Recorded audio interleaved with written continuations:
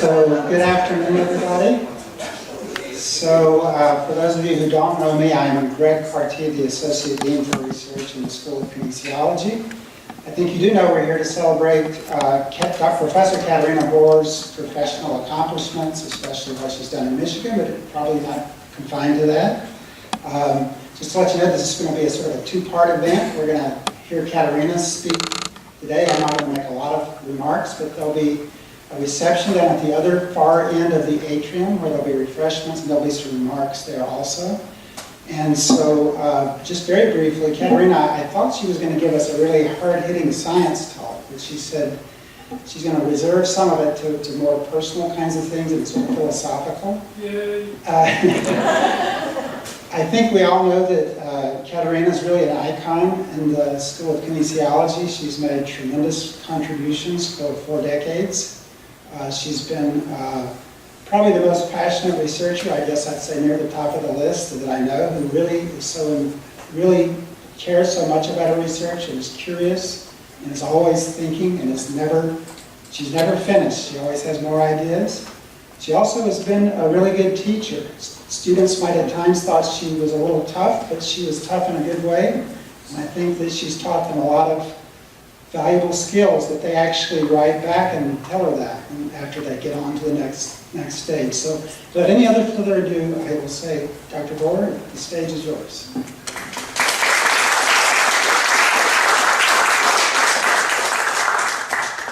So first of all, I want to thank you all for coming. That's very nice of you, and it's a sense of friendship. So I want to give you a few of my farewell messages. I basically have 4 messages that I would like to transmit, with which I want to part. The first one is gratitude. I genuinely feel grateful for many good things that happened to me. It transcends really the school. It also has to do with this country, as you will understand from the things I will say. But kinesiology in particular gave me a very good home. So when I got my degree at the University of Pennsylvania, it was in biology and zoology. I had not a stitch of information about exercise, so the fact that I got a job that was fitting beautifully what I wanted to do, that permitted me exactly to do what I was interested in biology, was just amazing. So I started at the University of Zagreb, where I was just a few days ago. And I was a sophomore when I left. My major was zoology. In European schools, you get to specialize right away. You do not have a liberal arts program. So I came to this environment and I had to take sociology and English and all kinds of stuff that I wasn't expecting. So then I was, because I got a lot of credit for my classical education, gymnasiums in Europe teach you basically liberal arts curriculum. I was able to then graduate more rapidly in zoology. And the person who essentially was my initial mentor was Winston Chair. I'll mention him later on. He was doing blowfly feeding, and he said that the size of the organism you work with is really a state of mind. You don't have to work with and so on. So then I was lucky when I came to United States. United States was in competition with Russia for space travel. Russians have just shot a dog, Laika, into outer space, and I think Kennedy was trying to catch up. And a lot of money poured into graduate schools, and so I came at a golden age where I could get into a graduate program. I love always to synthesize things, to put things together. I guess make inferences and inductive leaps and stuff like that. And I wrote a paper for another rather charismatic professor, Ellen Epstein, who was like Claude Bernard with a little beard. And he liked my paper, and he basically invited me then to do the study, and that's really how I got into the graduate program. Then as will become apparent, I moved a lot with my first husband. And one of the locations was the Rosenstiel School of Oceanic and Atmospheric Sciences, where I studied octopus feeding. Then I continued that at Scripps Institution, which allowed some more sophisticated studies. We could do temperature control, and I could do some quantitative studies of how octopi fed. And then I ended up at Neuroscience Laboratory as a postdoc. Thank you. I postdoc there for quite a while before getting a job. And this is where I basically accidentally discovered that in studying my main theme, my main topic, that if you put a hamster, a golden hamster, in a box with a wheel, it loves to run, and it started to grow. Everybody in the lab said, forget that, that just can't be true. People exercise to lose weight, and no animal should be gaining weight by running. But my hamsters were gaining weight, and so I discovered that they were basically growing. And this is literally my ticket to School of Kinesiology, which then was Department of Physical Education. You find the first maybe 20 years of my research at Michigan. So I then got hired by the Eddington, who's sitting there, and started my progression through the ranks. And pretty much spent time studying weight regulation in hamsters. And then only later on, the second 20 years of my life here, I switched over to the regulation of energy balance in postmenopausal women. So my hamsters are also females. I was a Me Too type of person. Made sure that females were represented in research. So key people who made the difference. Greg thought this was going to be just a science talk. I can't do my science justice in just half an hour, so I can give you a little bit of an overview of what happened in my 40 years here. The important people were amazingly tenuous connections. So this man came to Yugoslavia, which is where I started out after Second World War, when I was born. And he came there to fix the plumbing. He was a civil engineer. He met my family, and he had children my age, and so he kind of wanted to help. And so he knew that at the time I was only interested in insects. I was an urban child. There was no way to have big pets. So I had insects, spiders, and stuff like that. And so he connected me with one of his NIH colleagues, Ernestine Thurman, who was interested in, I think, malaria and vectors and stuff like that. And she knew people applying to NIH, one of whom was Vince DiChier at the University of Pennsylvania. My mom's hypothesis is that Vince DiChier wanted to help me because he was very religious, he was a Catholic.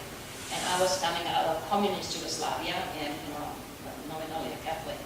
So that's how I got to Penn. And so I learned first about blowfly feeding from him. Amazing things, I'll tell you later on. And then I switched to Ellen Epstein, and at the time, Penn was the center, I think, in the United States and maybe in the world of control of feeding, regulation of feeding behavior. So these are some of the players, Ellen Epstein, Philip Teitelbaum, Elliot Steller. They were kind of key researchers in that area. So then, after I finished my doctorate, again moving around with first husband of four, I ended up in Elliot Wellenstein's lab, the neuroscience lab here, and I spent quite a few years there as a postdoc. And then I met Vic Ketch at a social event and talking all about my research about hamsters and stuff like that. And Vic, the supreme matchmaker, said, well, there's a new dean, the Eddington, who is hiring.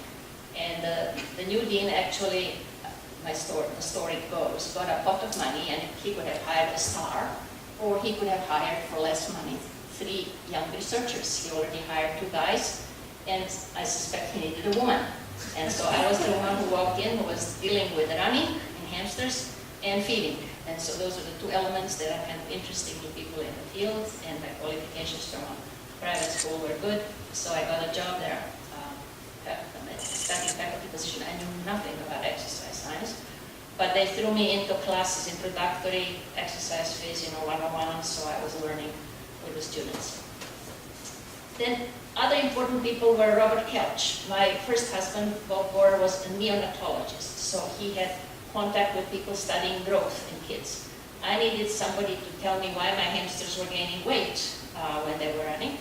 And so he sent me to Robert Kelch. Robert Kelch ended up being here Associate Dean for Medical School. He rose through the ranks, but when I worked with him, he was a professor of pediatrics and ran a wonderful endocrine lab. And this is where I learned how to measure growth hormone in hamsters, which was sufficiently different from growth hormone in rats, rat being the key test animal for most of the research that NIH sponsors. But the suppression curve, the standard curve for hamster growth hormone was sufficiently different. Its slope was different. So we basically needed to develop an assay for hamsters, which involved my going to Park Davis, on North Campus, where they were killing hamsters by the wagons for some kind of research. And I was collecting pituitaries, which were sent to Harlow in Los Angeles, who purified it, and then with a very famous guy called Ted Hayashida, we compared the standard radioimmunoassay. Then we of course developed antibodies in monkeys, which were in neuroscience lab and some psychologists' labs, and did a really nice study comparing growth hormone curves for anything from horse, monkey, hamster, rat, you name it, and published that. So I really learned endocrinology in that lab from scratch, and this is what started my endocrine research. And then I have to thank Charles Wood and Jeff Horowitz for facilitating transition to human research. When Jeff came and started doing all the clinical studies, I kind of made a switch, and some of the students who were with me then, one of them is here, that's Liz Warinen. We started studying female postmenopausal women really, how exercise affected their hormones, and the last part of my research here had to do that. I also interacted with some interesting people like Franz Holberg, who started chronobiology. He's the man who's responsible for the term either circadian, one of the key terms that is used in research. He basically only did rhythms, and they studied at the time when I interacted with them blood pressure rhythms, the heart rate blood pressure rhythms, and that's where I did some research with them. Then Tom Kernojek introduced me to TADAR food pressure measuring system, so we did some studies with uphill, downhill, treadmill with postmenopausal women to look at what happened to the bone markers and stuff like that. And of course my doctoral students helped me carry out most of my ideas. So I wanted to introduce my family. Now my daughter is stuck in Phoenix. She tried to come here, arrange for everything. Her name is Elizabeth Meyer. Her husband and her children here. This is 2006, so picture 12 years difference in their appearance and the kids' appearance. So Nicholas has finished at Caltech, theoretical physics. His sister here, Christina, is in Berkeley, and my second son is here. So why don't you get up so everybody sees you? That's Robert Bohr, the third, and his wife Sherry, and their children. Here's Robbie. Now, Robbie, you show them how big you are now.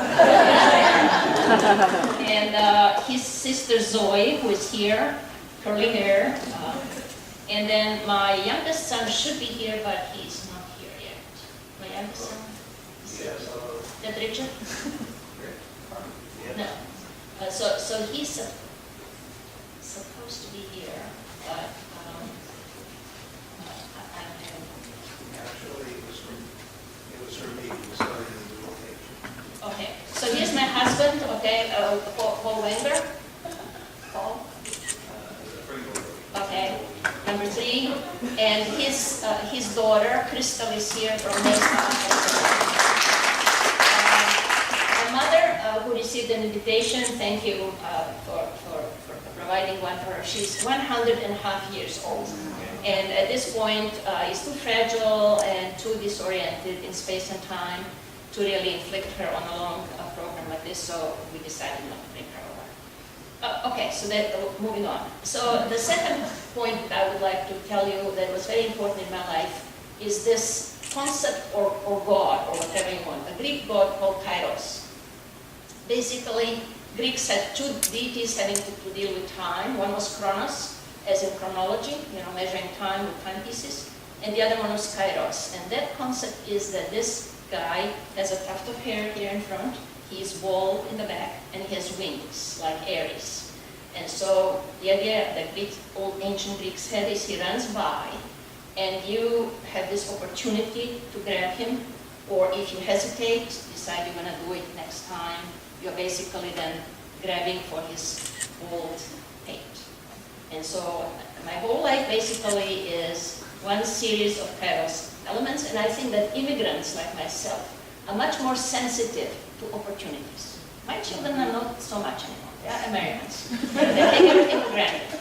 But we, the immigrants, we feel, wow, here I can do research that I'm excited about, or I can have an opportunity to do this, or be a business person part of the time, or buy a house, or build, or whatever.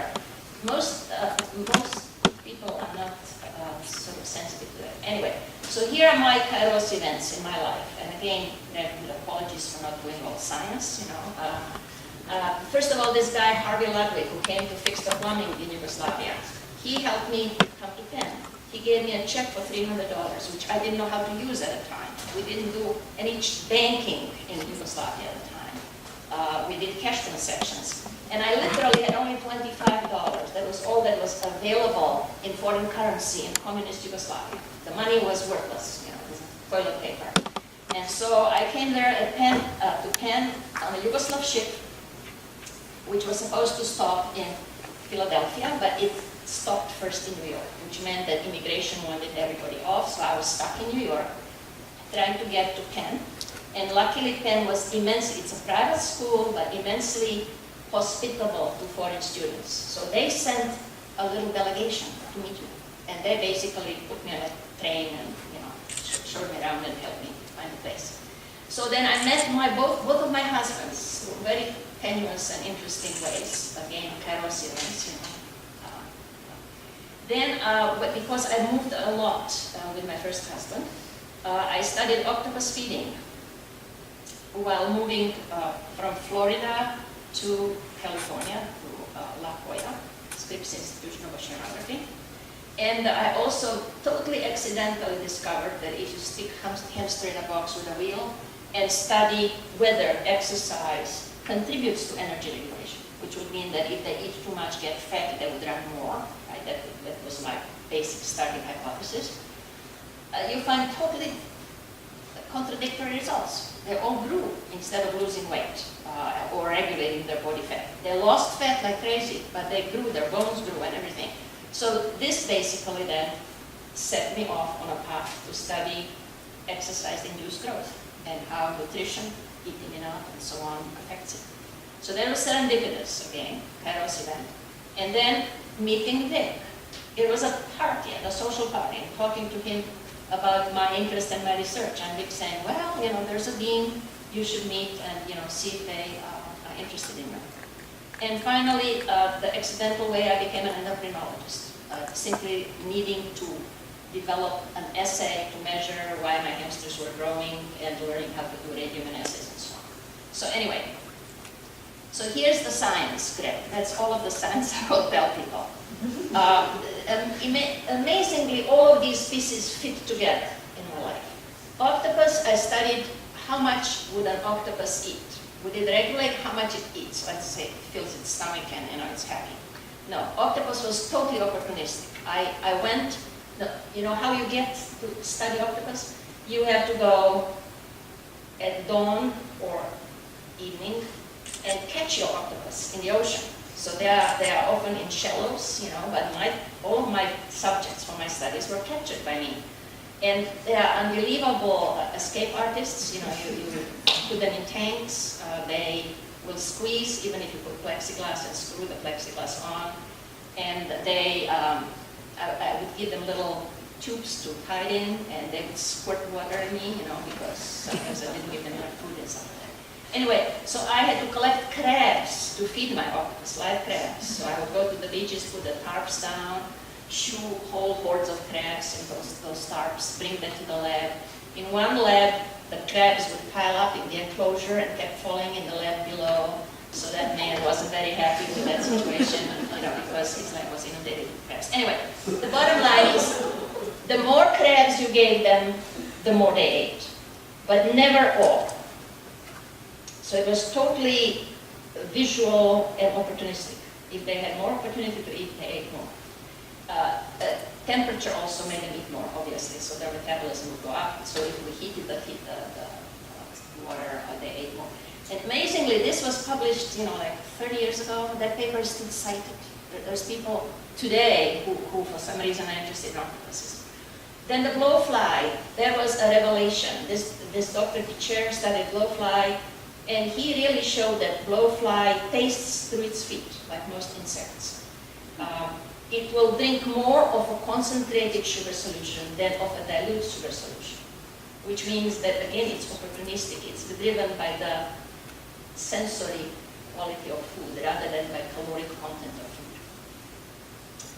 And when it's full, its crop sends a message to the brain to stop moving. And that's your fly that's sitting on the floor, on the ceiling, rather than flying easily around. And what he did was he cut the nerve between the crop and the brain, so-called the recurrent nerve. And that made the fly hyperphagic. It was no longer getting the signal that the stomach is full, that the crop is full, and would eat. And if he gave that fly sufficiently concentrated sugar solution, the fly would blow up. He actually had a video showing that the fly, even it's within the exoskeleton, it basically can't stretch too much, it would burst. Then the story about hamster I already told you. The hamsters basically love to run on this wheel so much. It's like a turntable wheel that was already in neuroscience lab being used for studying sexual behavior or whatever. They would run so much, like 8 to 10 kilometers a night, that some of them would blister their feet, their paws would blister, and you could find a little trail of blood around the perimeter. But they were happy as clams. They would curl up, sleep, next night they would run again. And that really stimulated pulsatile growth hormone secretion, which we were able to measure with cannulation and with all of the assays that we developed, and which basically opened the doors to physiology. And then I switched to using treadmill, both uphill and downhill, and looking at the energy regulation, hormonal effects, and so on. And really the key study that Liz Warinen, sitting there in pink sweater, and I did, was that we found that only food coming through the mouth and going through gastrointestinal tract was registered consciously as hunger and satiation. Anything else we did, putting the energy through vein, compensating for very tiny breakfast, made no dent, that absolutely no effect on hunger or fullness. And when we had them exercise, so they burned all the calories they ate in breakfast, it didn't affect their hunger. And basically it made no difference at noon. Everybody who ate tiny breakfast, big breakfast, or exercised all of their energy away were equally hungry and ate equal amounts of food, which made us conclude that basically, again, it's very non-homeostatically organized feeding, which requires sensory stimulation through the mouth and the gut, and probably the stomach distension and intestinal hormones play a key role in inducing satiation. So this would be a synopsis of my research. And so now the third point I would like to say is the value of leaving a legacy. So first of all, my doctoral students, and here's the list of them and where they are. These three are already retired, so it's time for me to talk. I don't know about Pamela, whether she's still working, and Elizabeth is here. She has now moved into administration, and she's now associate dean. And Poju, my last doctoral student, she is postdocing and really thriving at the University of Rochester, involved in cancer research and stuff like that. So then, other part of legacy, my mother always liked to cite this Latin proverb, which is verba volant, scripta manent, which means the words are fleeing, they are temporary, but only the things that have been written basically persist. And I always remember some of the novels by Lady Murasaki and lots of other people, which were written centuries ago, and they still persist, although many of them don't. So here are my two books, and I basically wanted to leave a trace in terms of exercise endocrinology, because endocrinology tends to be a stepchild of metabolism. So here at Michigan and elsewhere, there's departments and units called endocrinology and metabolism, but people mostly sweep endocrinology under metabolism. Although metabolism is largely influenced by endocrinology.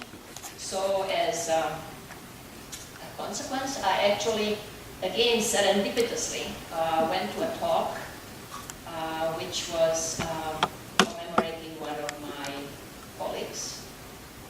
It was a lectureship, and the speaker was somebody I knew. And so this gave Paul, my husband, and me the idea to establish this lectureship so that long after I'm gone and you don't come here to listen to me, people will say, Katarina was an exercise endocrinologist. And to basically enrich the idea transfer. We have some good scientists speak about different topics in endocrinology, and CP we have an report in the first year and John Kerwin the second year.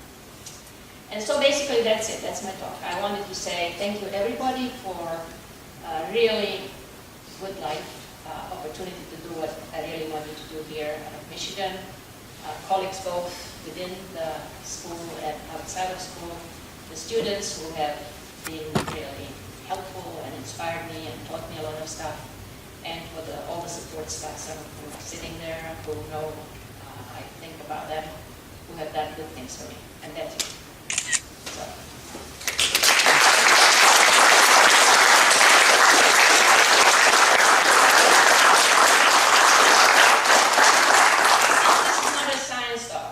I'm still open to any questions. So the Kairos, I just saw again. I was in Croatia 6.5 weeks, and I came 2 days ago. And I passed by the Dominican monastery where they discovered that little statuette. And I can answer any questions you may be curious about, but we can also do that during the reception. So, reception. Questions? No questions. So, let me read. No, that's yeah. He's got a question. Yes. What's your, standalone paper that you're so proud of? Which paper am I mostly proud of? I would say I'm most proud of the paper I did with Liz, which is on the fact that the hormones which are claimed to influence hunger and satiation, which are leptin, insulin, ghrelin, basically do not, they track the calories. They know exactly whether we burned all the fuel we ate for breakfast and so on. But that does not influence our conscious perception of hunger and satiety, which requires that the food be processed through the mouth and stomach. So I would say that one. I would choose that one. Yes. Katarina, after all your years of work and gathered wisdom, what are some pearls of wisdom for faculty, and particularly our junior faculty now? Words of wisdom. I didn't hear the last. Just what are your passing thoughts for people who perhaps are starting out in the field of academia? Well, what I had as my second point, my third point, is really to hang on to one guiding idea that excites you and leads you. So I never went to college or graduate school to get a job. I mean, I had totally impractical impulse, which was to pursue only my interests. And then because of my first husband's propensity to move us every 2 years, I mean, my youngest child was born in Alaska, and we every 2 years we were in a different place. the best I could do is to hang on to the main theme of my interest, my research, which was regulation of energy balance, food intake control, and it involved physical activity and so on. So I would say don't do anything that really you're not passionate about, if you can help it. And choose some very nice, life-sustaining themes in your research. Try to get funding. It's harder and harder, and perhaps balance your life. So I was lucky enough to have family, a portion of which is sitting here, and have my research as well as do a little real estate, do a little investing, again, using the immigrant sense of insecurity and feeling that I need to cover all kinds of bases. So the balance is tricky because different people have to do different balancing and so on. Also, Dean asked me to say something about how the unit has changed. Well, when I first was hired, it was really Department of Physical Education in the School of Education. And then it was School of, Dee will probably help me out here. Division of kinesiology. Well, I know that kinesiology was something we chose in our department, but then it was Shanghai for the school, and went through a lot of permutations. I went through 4 deans, and I don't know how many provosts. So I'm always impressed how you know exactly how many provosts you experienced during your tenure as an active member of the unit. So lots of things change, but it's been a very good environment, and I think you're fortunate to 6 be here. presidents and 9 provosts. 9 provosts. And you're fortunate you are facing a move to a wonderful Kahn building, the Krauss building, but it was built by Louis Kahn, which should be an exciting new space. With each passing year, the school becomes more and more professional, more and more young people come with lots of funding and good ideas. So it's becoming much more dynamic environment. And so with some regret, I'm leaving the scene, but if 3 of my doctoral students have already retired, and I think it's time to face the situation. So and I also think that Dean Laurie has been a wonderful, dynamic person to come aboard, and I hope to sort of stay at least in tenuous touch with the school. I appreciate having an office, which I'm now sharing with Beth Ulrich in the Observatory Lodge, and so I have lots of papers to write, so I'll be around. So anybody else? Yes. What will you do with your retirement? What will I do in retirement? Well, I'm now struggling. First of all, I need to write really a bunch of papers, and part of the reason I agreed to retire is that the teaching was getting too demanding in terms of time, so that I really kept going back. And then when you are struggling for funding all the time, you're always applying for money, and that takes time. So there's little time for writing. That's an excuse, basically. But then also, I have to be honest, I went partially to my home country to track for my ancestry.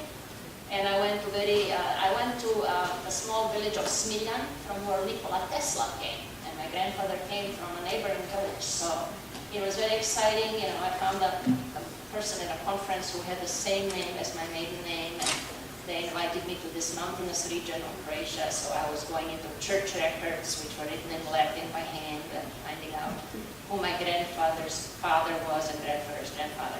So I have some legacy in terms of what my mother did. What my mother did was she wrote 3 books. And she had only a bachelor's degree. She was a lecturer in English, but she was very observant and a very curious lady. And so she wrote basically about her love of the country, great unhappiness that everything is disintegrated into a tribal mess. And she started now a quadrilogy of first part, it was called Remembrance of Vanished Yugoslavia. The first part was about Bosnia, from her date of birth, which is 1917 to 1941, and it was published by Amazon.com. And then the next part was supposed to be Croatia, which is where I can step in because I grew up there. And she wrote some magnificent stories about that part. And so that part also, I like writing, so I may also do, besides science writing, some of that family history and some of the commemorating the day of my mother's wedding and so on. So I'll do this. And besides, I had to move about 25 cubic yard boxes, 25 or 35, to our house, which was full of my binders and stuff like that. Most of them still sit in the corridor of our hallway of our house. Throw 'em out. Much to my husband's, Mine's in the garage, I throw them out. much to my husband's indignation, because I had to leave to Croatia right away and left all those boxes in the middle of the house. So basically, I need to sort that out. Very organized, well, and do some writing. All right, that's it.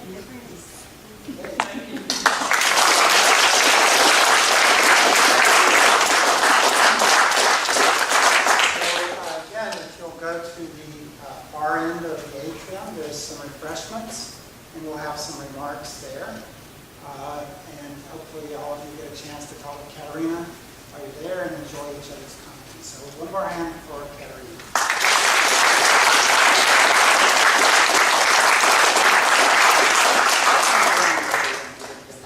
So I was allowed my farewell wish, which is to invite the people to talk on my behalf. So I asked Toby to say something why he hired me in 1977, and I asked Vic to talk about making the error or good move to get me to be and tell me about the job. And I've asked my student, Elizabeth Gordon, to come and talk a little bit about working with me. So that will apparently happen at The other end. At the other end. The atrium at the other end, there's a nice setup here. So please enjoy the reception